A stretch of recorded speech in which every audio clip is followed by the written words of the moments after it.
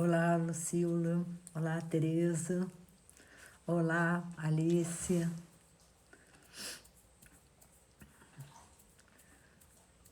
Thaís. Isabela. Oi, Thaís.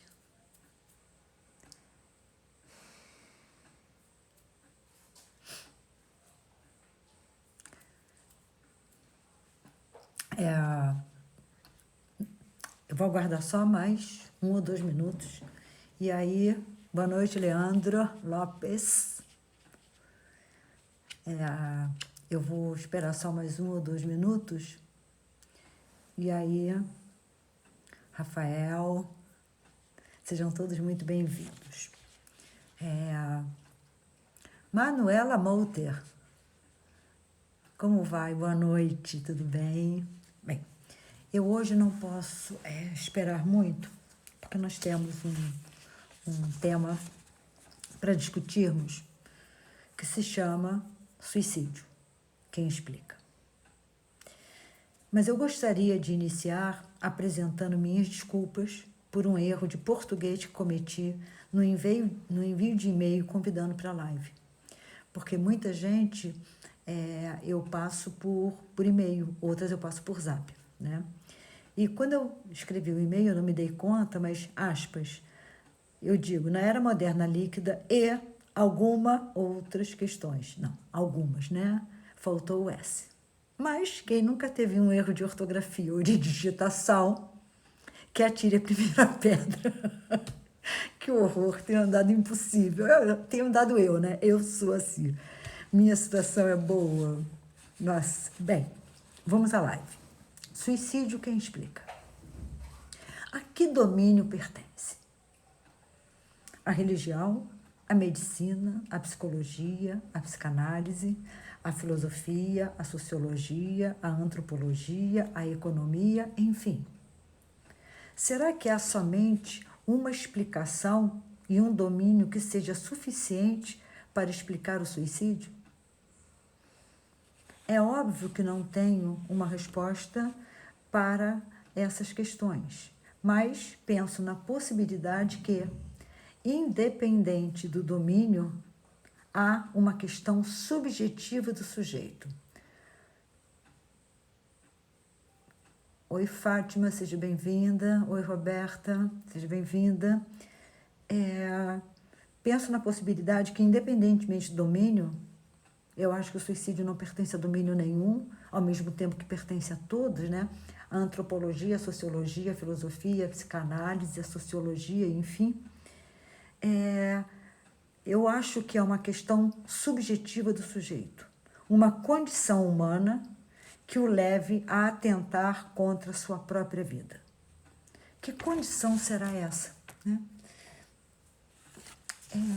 Que condição é essa que uma pessoa tem e que ela tenta contra a sua própria vida? Bem, nesta live tenho a pretensão de refletir sobre uma possível relação entre desespero, ausência de sentido de vida e suicídio. Na era moderna líquida. E talvez até outras questões podem ser construídas, mas não tenho a presunção nem o atrevimento de tentar respondê-las. Então, a minha proposta é sempre a mesma. Seja bem-vinda, Fernanda. Sejam todos muito bem-vindos. Eu tenho a pretensão de discutir isso, né? O desespero, a ausência de sentido e o suicídio na era líquida. É isso, né? Posto isso, ressalto que tive dificuldade em encontrar o conceito de desespero. Eu gosto muito de trabalhar com os conceitos propostos pela filosofia. Eu acho muito, muito importante esses conceitos da forma que a filosofia propõe. Mas eu tenho 2 dicionários de filosofia. Um do André Lalande, Dicionário Técnico e Crítico da Filosofia, e o outro do Nicola Abaganho, Dicionário de Filosofia. O Nicola é um filósofo italiano, ele é italiano, né? Nasceu em Salerno e morreu em Milão. Morreu faz alguns anos, alguns poucos anos, não são tantos assim. Mas em nenhum dos dois tem o conceito de desespero. Eu não achei, né, o conceito de desespero. E eu preciso ancorar os conceitos com os quais eu vou trabalhar. A filósofa e medievalista Regina Schopp tem um dicionário publicado, Dicionário Filosófico, Conceitos Fundamentais, pela Martins Fontes, 2010, mas eu não consegui comprar. A referida filósofa, Schopp, postou em sua rede social, no dia 2 de setembro, que está preparando o Dicionário dos Sentimentos e das Afecções. Vocês entenderam? Vem por aí, um dicionário dos sentimentos e das afecções. Hello! Imagine se estou contando os dias. Eu estou igual aquele pessoal que vai para os Estados Unidos quando o iPhone vai ser lançado para ser um dos primeiros a comprar. Nossa, filosofia é qualquer coisa, né?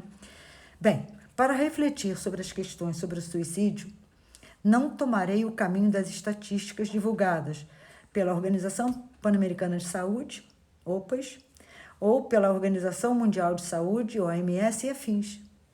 Seria um pleonasmo ou mesmo uma tautologia. As estatísticas nós temos. Fato é que 800 mil pessoas morrem por suicídio todos os anos. Ponto. Palavras da OPAS e da OMS. Esses são os números oficiais. 800 mil pessoas morrem por suicídio todos os anos. Esses são os números oficiais. Será que os números não oficiais correspondem aos oficiais? Tenho as minhas dúvidas. Eu acho que o número é maior do que 800 mil. Eu acho que não há uma correspondência entre esse número e, de fato, o número de suicídios cometidos. Senhores, os anos passam e os números não diminuem. Não diminuem. Mudam as categorias, faixa etária, sexo, raça, classe social, mas os números, na realidade, só aumentam. Se os senhores acompanharem, o número de suicídios só aumenta, não tem jeito, as estatísticas mostram isso. Então, o que muda é a faixa etária. Agora estava na faixa etária, se eu não estiver enganada, dos 14, 15 aos 29. O que muda, aí, numa outra época, são os idosos. O que muda são as faixas etárias. Mas o número permanece o mesmo, se é que não aumenta. Bem, quem explica? É uma pergunta que eu faço. Quem explica esse número altíssimo de suicídios? Suicídios são aqueles que as pessoas cometem e morrem. Eu não estou falando de tentativa. Boa noite, Shalom. Eu não estou falando de tentativa. Eu estou falando de suicídio. Quem explica? Eu respondo, ninguém. Em tudo o que já li até o momento, não foi muito, mas também não foi tão pouco, se chega até a condição. Qual é a condição, quais são as condições? Oi, doutora Ana, oi, Luciene, oi, Bárbara.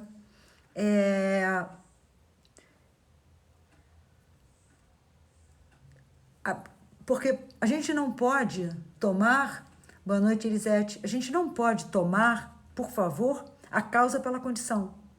E quando se vai estudar o suicídio, a USP tem muito material sobre isso, fica perceptível que se chega, né, à condição, mas nunca se tentou chegar, ou pelo menos rastrear a causa, o porquê.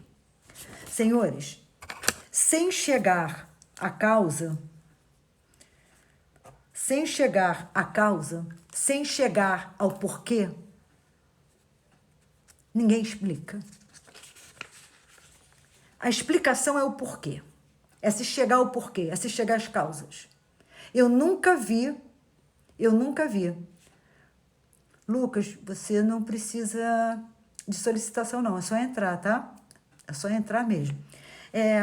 Eu nunca li um estudo, uma investigação, uma pesquisa sobre suicídio em que os pesquisadores encontraram os porquês, as causas.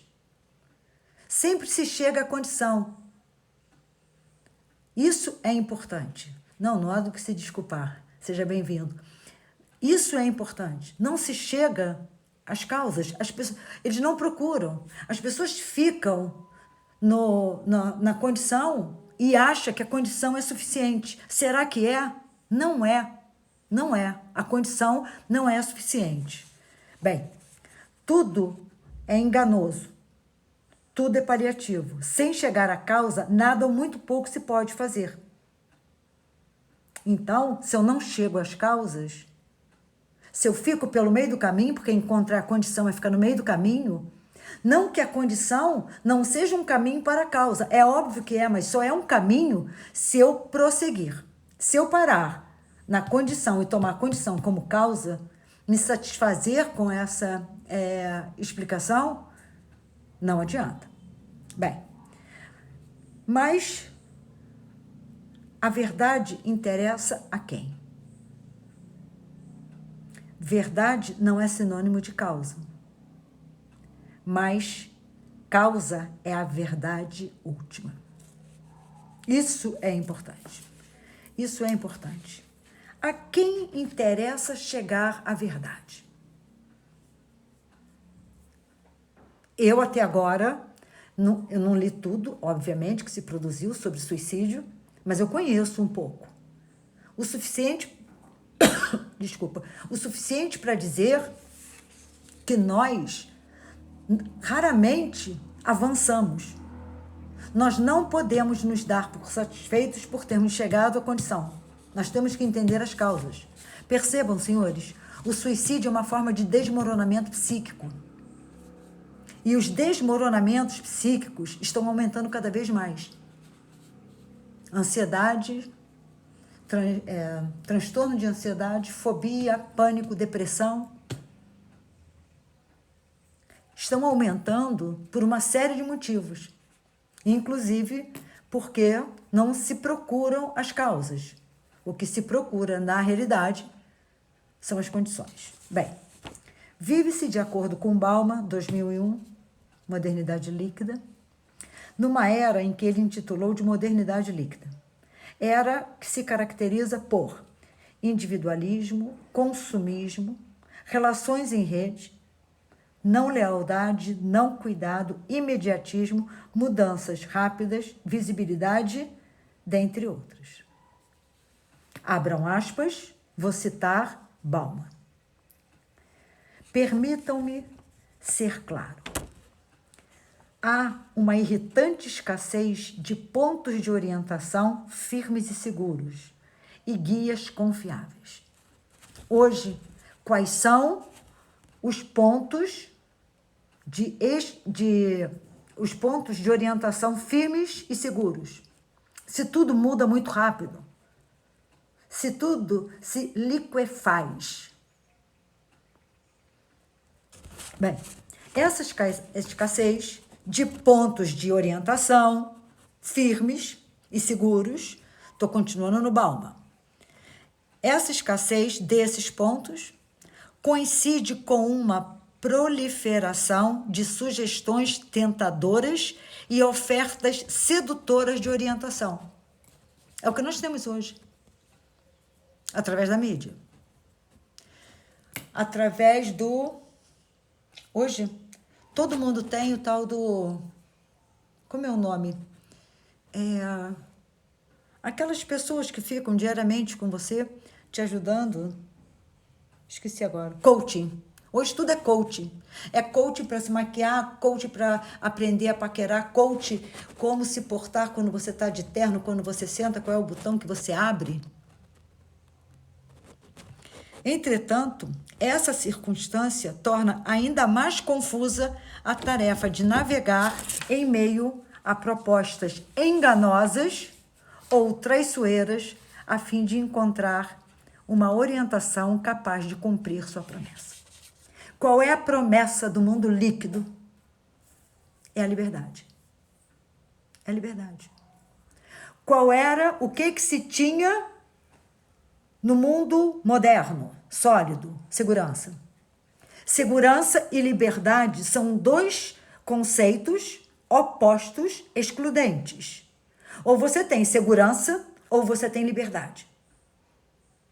Na era líquida moderna, nós não temos nem segurança, nem liberdade.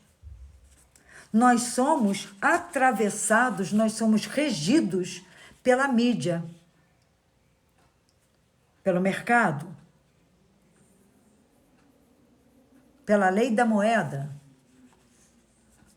Isso, essa citação que eu acabei de fazer, Bauman, 2011.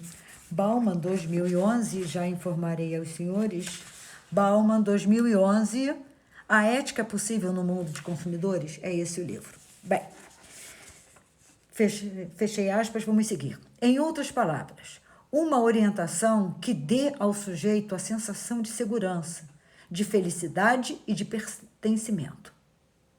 Essa soltura do mundo moderno líquido, essa sensação de não pertencimento a nada ou de pertencimento a tudo, coloca o sujeito diante do estranho que é ele mesmo, diante do que o habita e que ele não tem a menor familiaridade. A menor familiaridade. O estranho não é o outro, sou eu. Sou eu, comigo mesma. Senhores, nós não nos conhecemos. Não se iludam. Nós não nos conhecemos. Então, esse não pertencimento, essa soltura nos coloca diante de nós mesmos.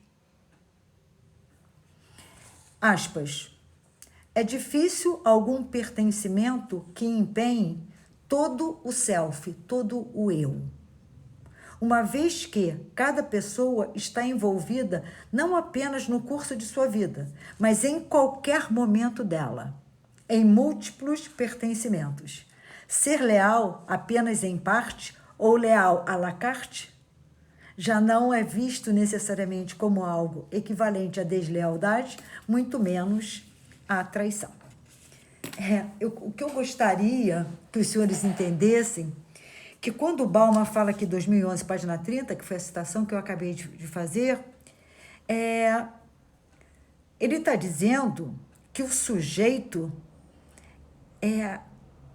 na realidade, ele não se sente pertencente a nada. Ele é muito fragmentado. Essa fragmentação é que interessa ao sujeito. Ao sujeito quer dizer ao mercado, à mídia. O sujeito fragmentado, é isso que interessa à mídia. Bem, não é indevido entender que a proposição de Bauman é incontornável para se refletir sobre a soltura do sujeito numa sociedade que se encanta mais com o novo, o uso e o descarte, do que com aquilo que dura. Uma sociedade que seduz ou impõe aos consumidores que não hesitem em abandonar as exigências éticas em nome das exigências de consumo e do trabalho. O que eu gostaria que os senhores fossem acompanhando é que o texto, pelo meu entendimento, ele vai numa crescente. Ele vai numa crescente. Volto a repetir, isso fui eu quem disse, né? Uma sociedade que seduz ou impõe aos consumidores que não hesitem em abandonar as exigências éticas. Exigências da vida prática, em nome das exigências de consumo e de trabalho. Nós saímos como tratores passando por cima de nós mesmos e dos outros. Não tenham a ilusão. Não tenham a ilusão. Não vamos pensar no que o outro fez. Vamos pensar naquilo que nós fizemos ou que nós deixamos de fazer. Porque o vazio vai tomando lugar. O vazio toma espaço. Não se iludam. Aspas. Bauman, cito, vivemos hoje numa sociedade global de consumidores. E os padrões de consumo só podem afetar todos os outros aspectos de nossa vida, inclusive de trabalho e de família. Somos todos pressionados a consumir mais. E nesse percurso, nós mesmos nos tornamos produtos nos mercados de consumo e de trabalho. Fecha em aspas, Bauman. É exatamente isso. Quando eu entro nessa ciranda, essa ciranda que envolve, essa ciranda que faz com que o sujeito se distancie dele mesmo e que ele não perceba isso, que ele, né, ele tenha a ilusão de que consumindo ele vai encontrar felicidade, ele vai ser feliz, e quanto mais ele consome, mais ele tem que trabalhar, e quanto mais ele trabalha, mais ele precisa compensar a si mesmo e aos outros a ausência dele. É isso que o mundo globalizado, a sociedade de consumo, precisa. Que você se sinta culpado por trabalhar muito e compense a você e os outros com bens materiais, com presentes. É assim que se sustenta uma sociedade do consumo. Bem, eu estou dizendo. E quanto mais nos tornamos produtos nos mercados de consumo, porque eu, nesse caso, já sou produto, e de trabalho, mais temos a necessidade de trabalhar. E quanto mais trabalhamos, mais materializamos os afetos. Aqui, especificamente, o amor. É isso. É isso que eu acabei de dizer. Nós chegamos a um ponto no qual nós materializamos os afetos.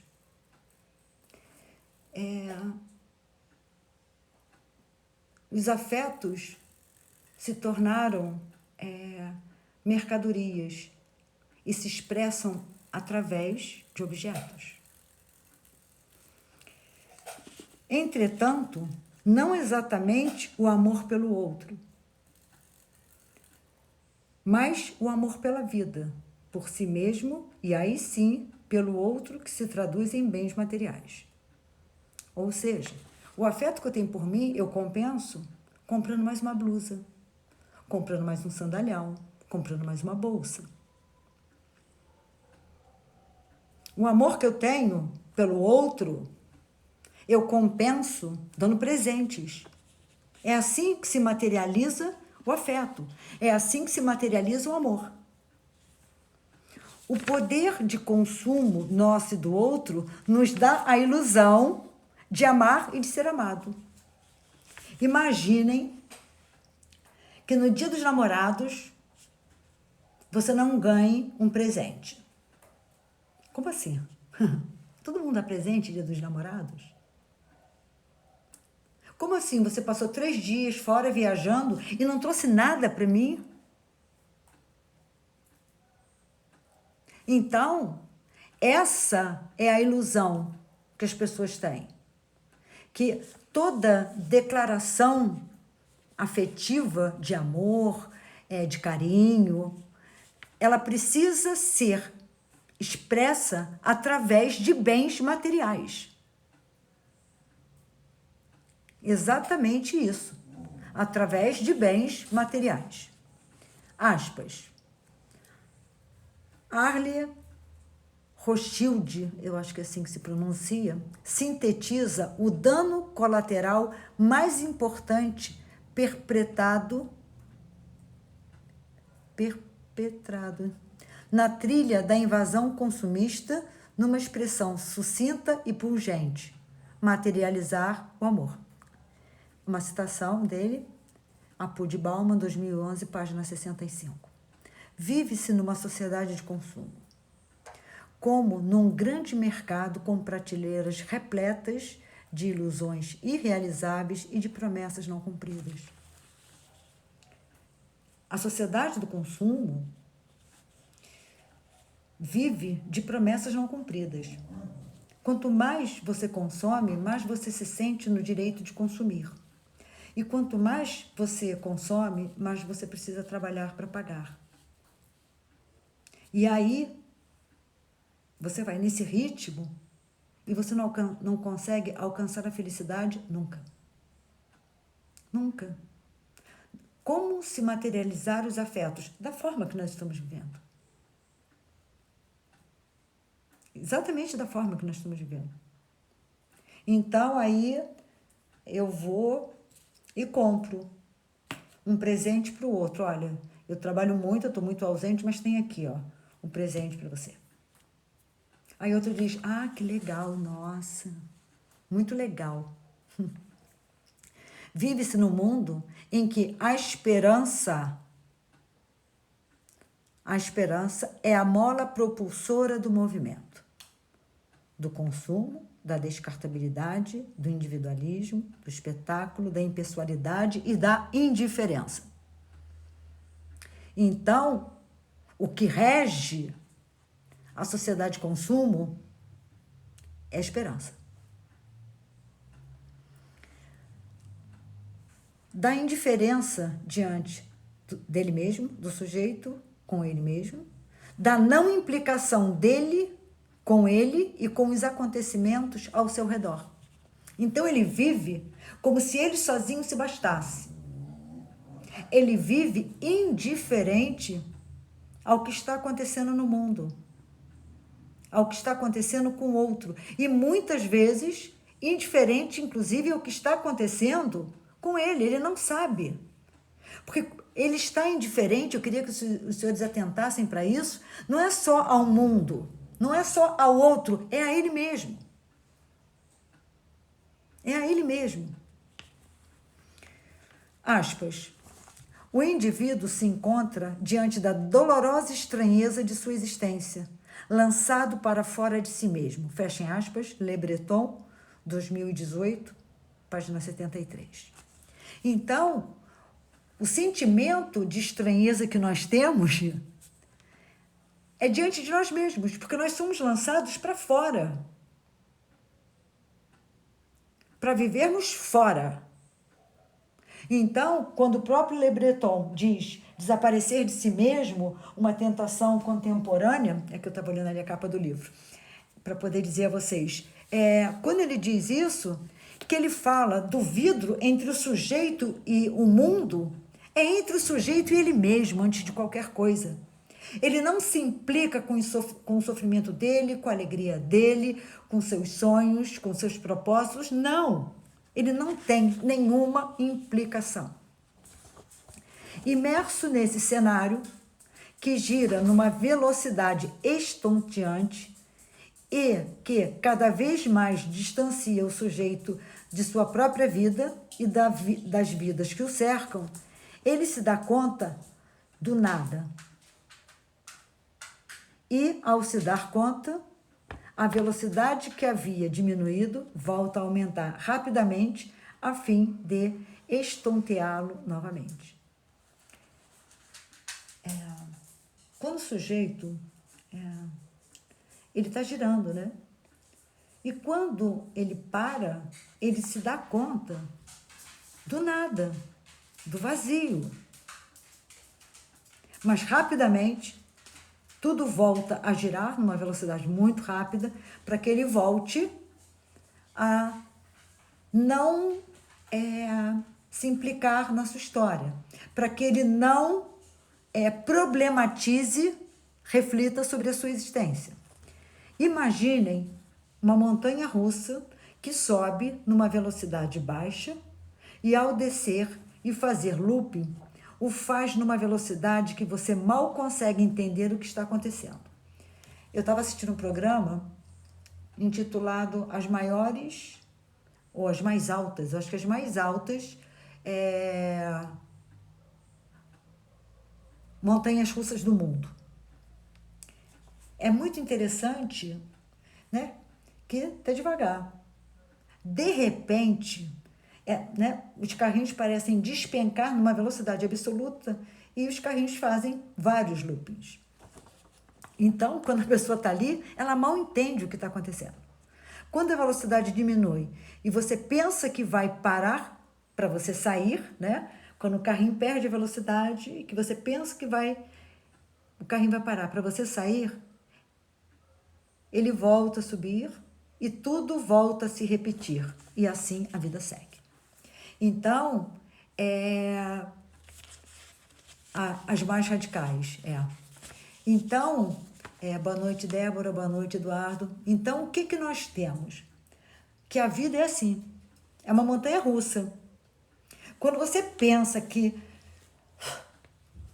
cheguei, vai parar, eu vou saltar, né? Não para. Continua, aí sobe, aí pega a velocidade e desce.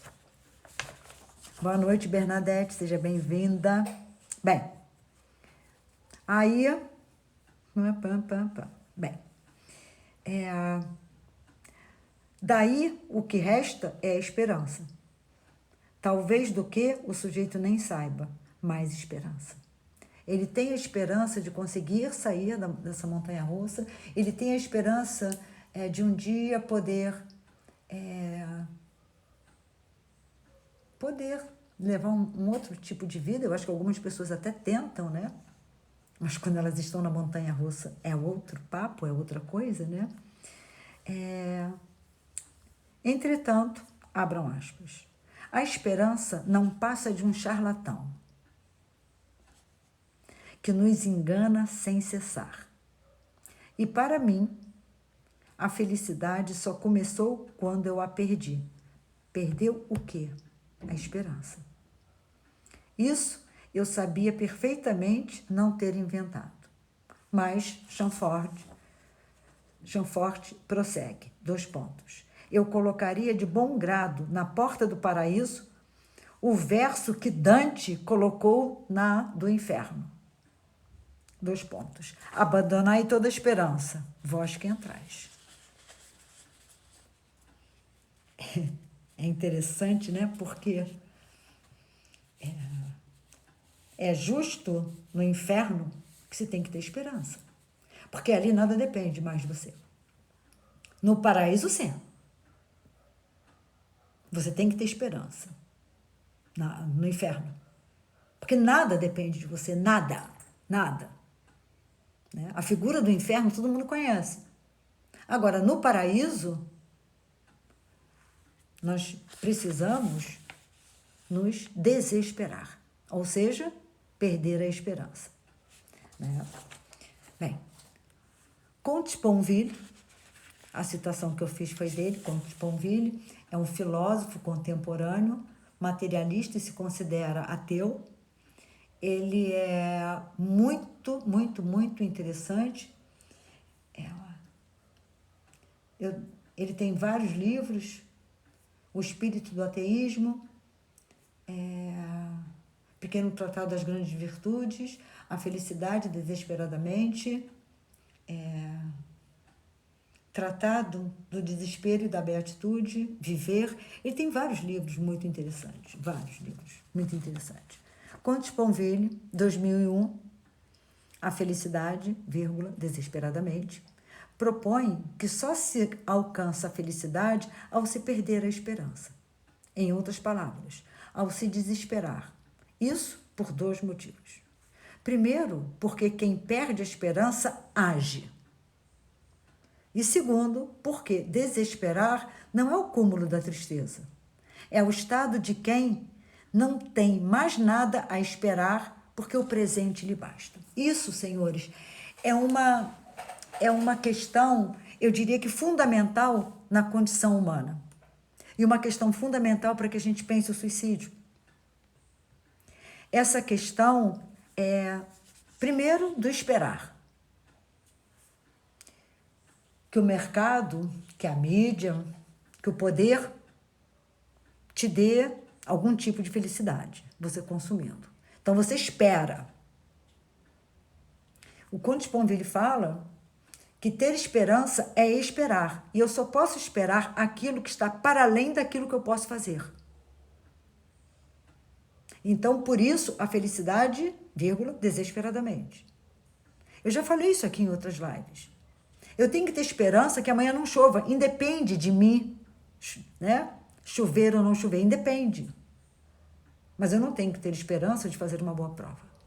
Eu tenho que estudar. Então, perder a esperança é agir. E a outra coisa é esse deslizamento, é essa patinação, como no gelo, né, do homem nas categorias de tempo. Nas categorias de tempo. O presente não basta para o sujeito. Ele está sempre para um além, para depois. E isso faz com que ele esteja correndo atrás do que nem ele sabe. Bem, aspas. Não, aspas não. Aspas.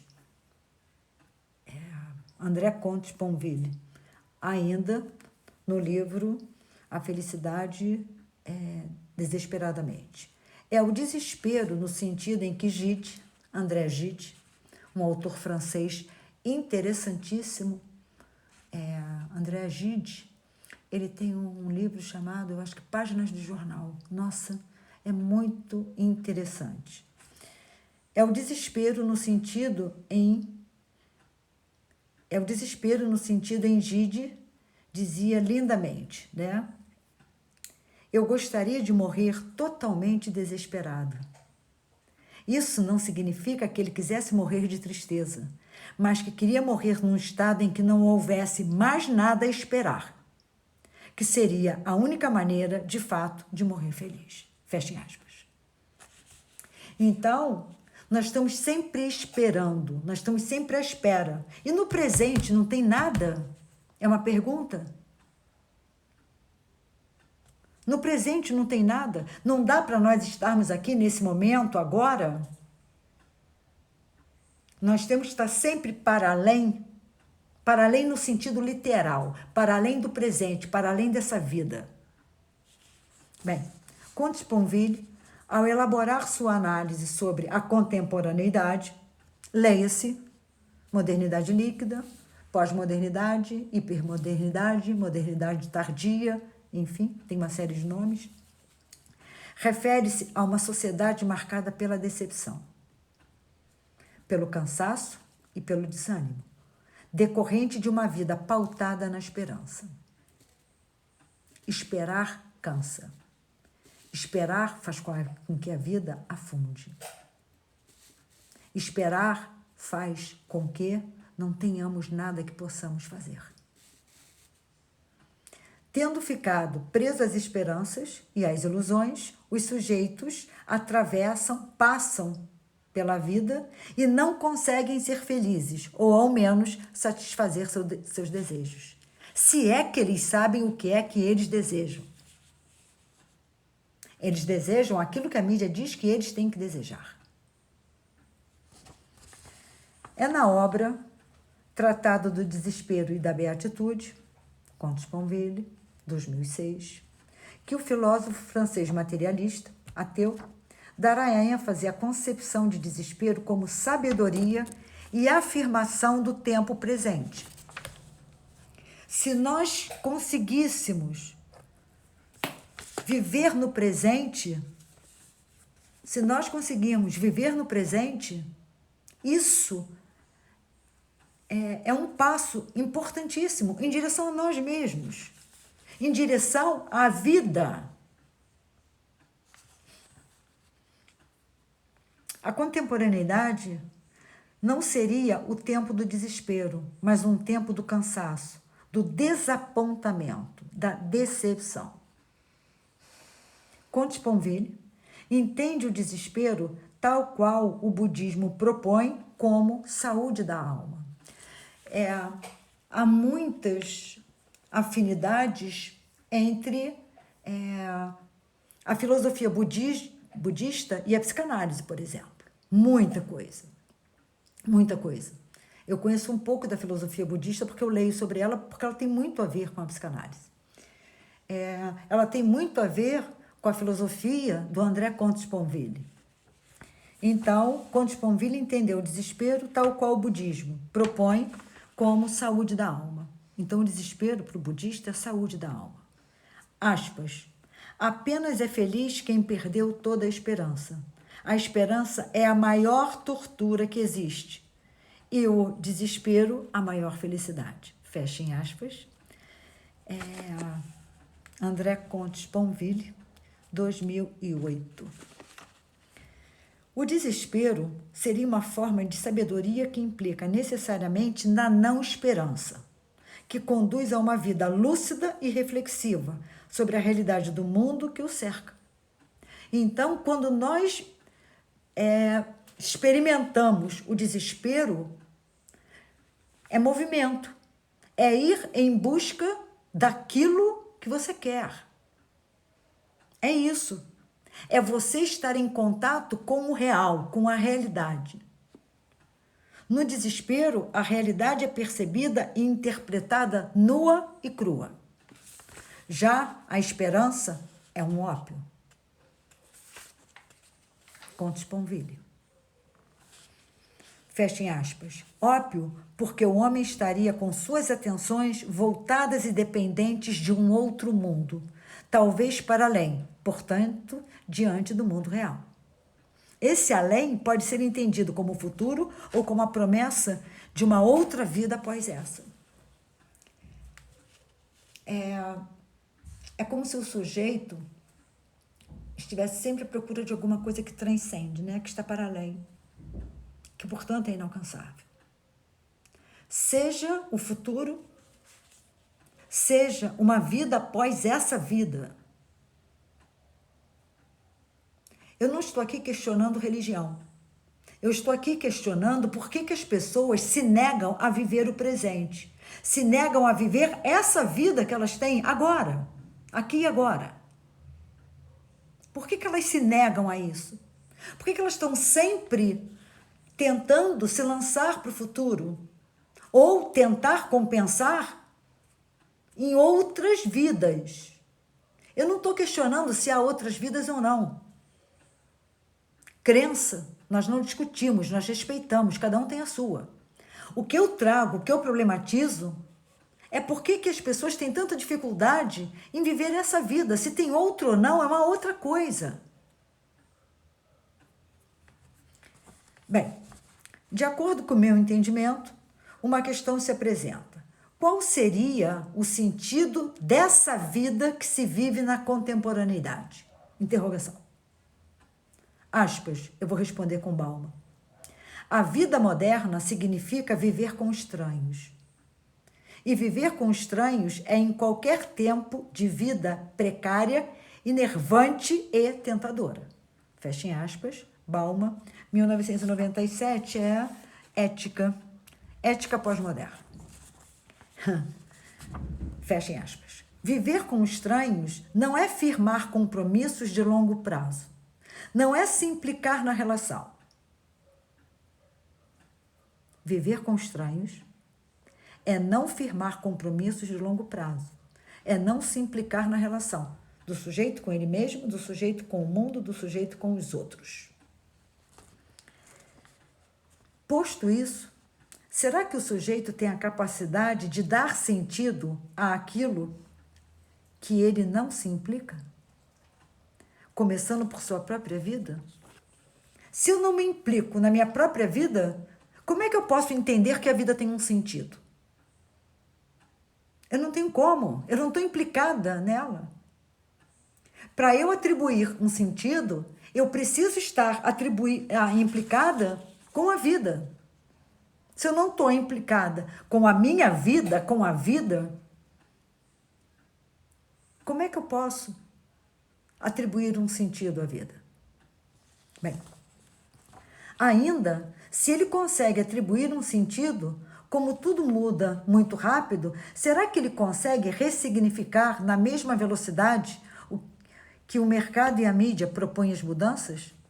Será que ele tem vontade e força para agir? Ou seja, se eu atribuo um sentido à minha vida, a minha pergunta é: eu atribuo um sentido a ela.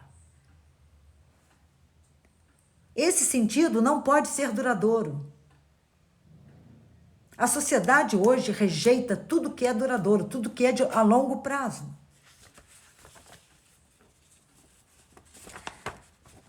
Aspas.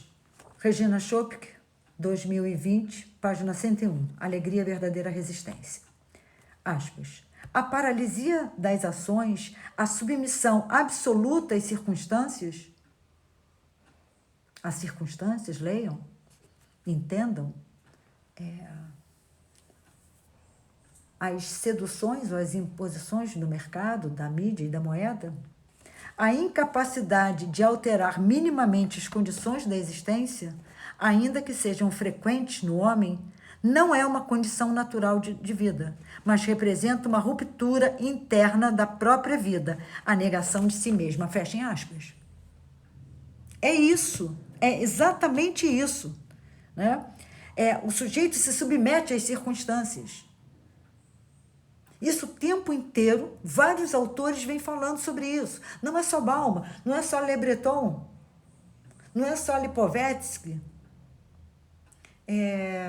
não é só, enfim, vários sociólogos, vários filósofos. Quando esse cenário se apresenta, quando se lança a luz sobre a cena, qual a condição humana dos atores que compõem esse infindável ato? Talvez a total ausência de sentido, um sentimento de vazio ou até mesmo a decepção. É isso, né?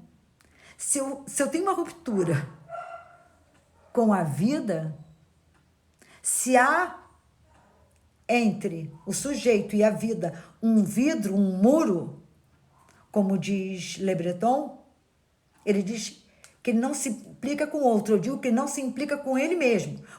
Ele está do outro lado do vidro, ele olha como se a vida dele estivesse passando como passa a vida do outro. Aspas. A decepção não é um sentimento como outro qualquer. Ele é uma afecção da alma, que causa um aturdimento, uma desterritorialização, um descentramento. Continuo na citação. Ela se enraiza em nós porque ela consiste na demolição de uma determinada realidade. É a perda de uma crença, de uma certeza que nos habita. Decepcionar-se é perder o próprio chão, é deixar de acreditar em algo, é perder a ilusão, ou antes, o que é ainda mais trágico, é descobrir-se como alguém que se iludiu. E é isso. E é isso. Será que esse é um dos motivos do suicídio? O sujeito se descobrir como alguém que se iludiu? É o sujeito se descobrir como alguém que traiu a si mesmo? Isso sou eu que estou perguntando. Continuo na citação. A dor de uma decepção corrói mais do que a perda real de um afeto. Porque a perda de um afeto é uma fatalidade que não macula o afeto, ao passo que a decepção é uma perda em vida, é a morte do próprio afeto. Então, a decepção, antes de ser com o outro, é comigo mesmo. Ou com o outro.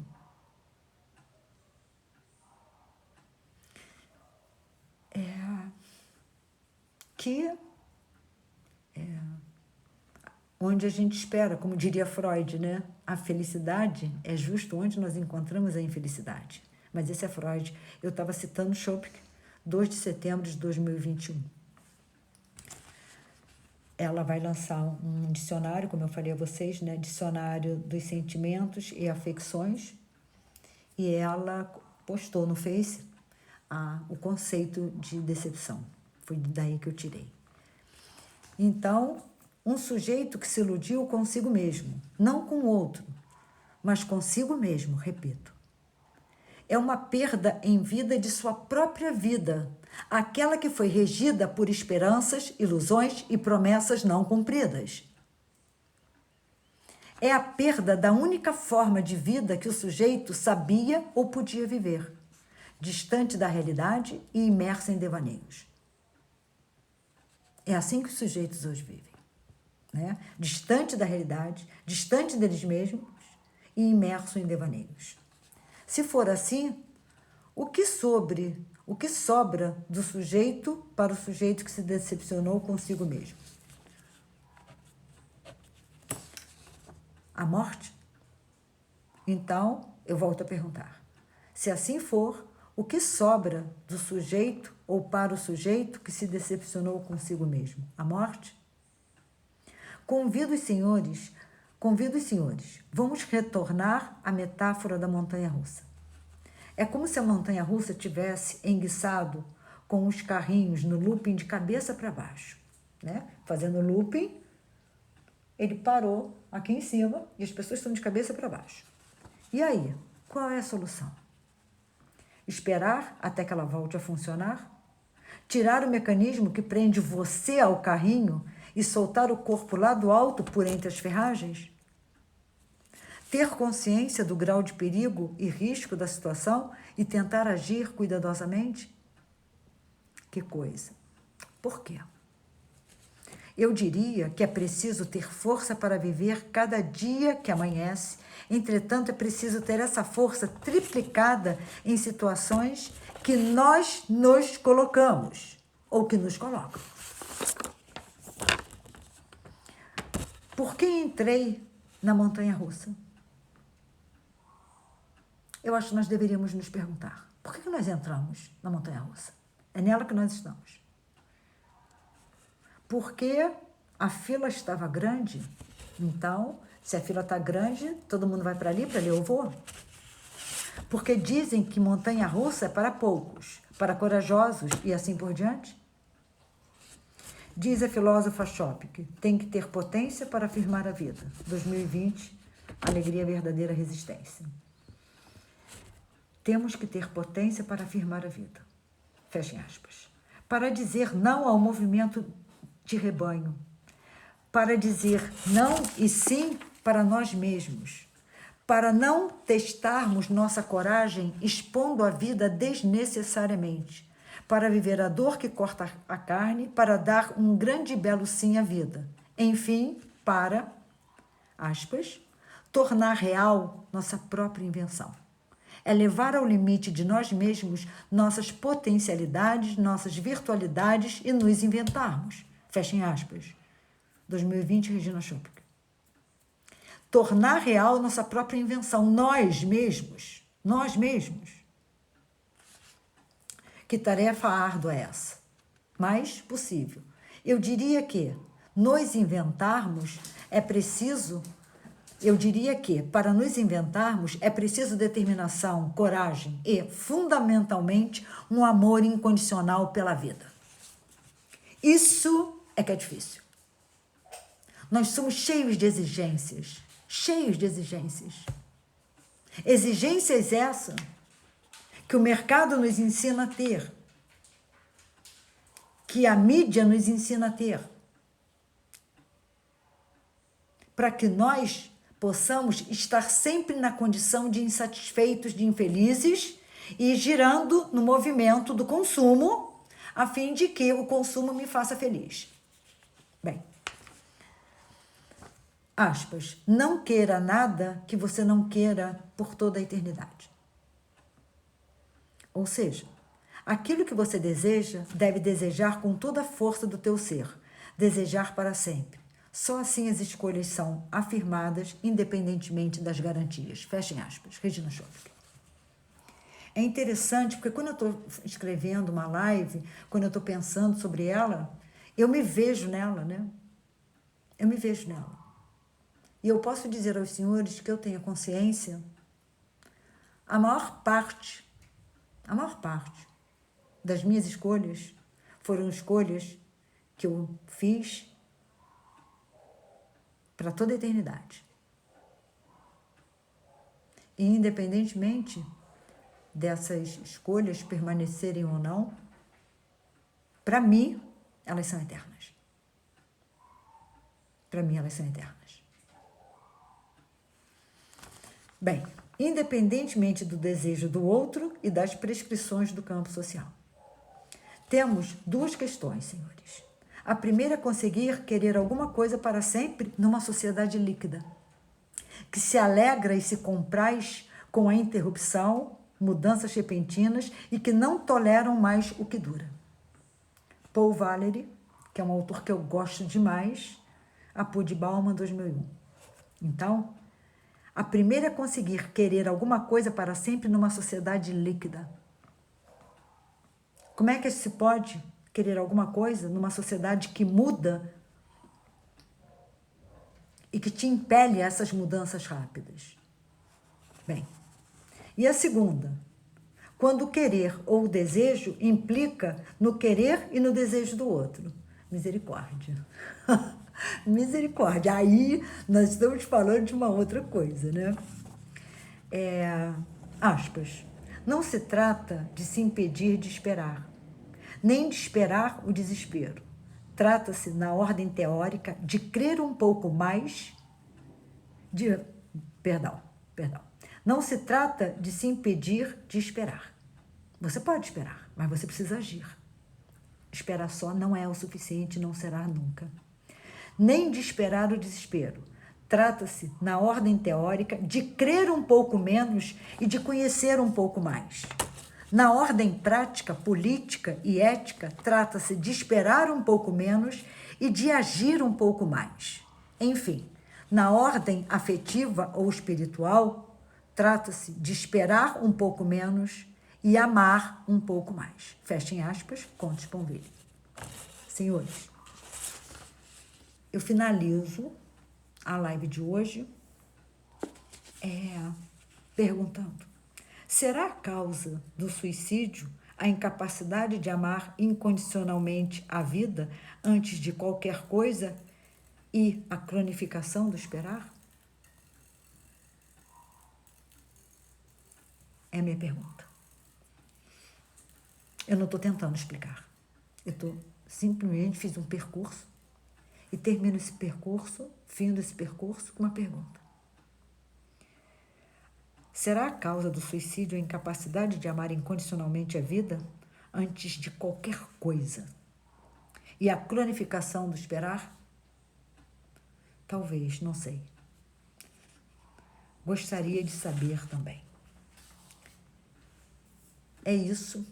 É isso. Eu penso que o suicídio seja uma fraqueza em que o sujeito é incapaz de amar a vida incondicionalmente. E ele é incapaz de amar a vida incondicionalmente porque ele não é regido por ele. Ele é regido pelo mercado, pela moeda e pela mídia. Então, a vida acaba se tornando insuportável. É isso. Eu espero ter contribuído com mais essa reflexão e espero que nós possamos pensar com muito carinho e de forma verdadeira, né? De forma pungente no nosso amor pela vida. Será que ele é incondicional? Beijos, uma excelente semana para todos e até a próxima.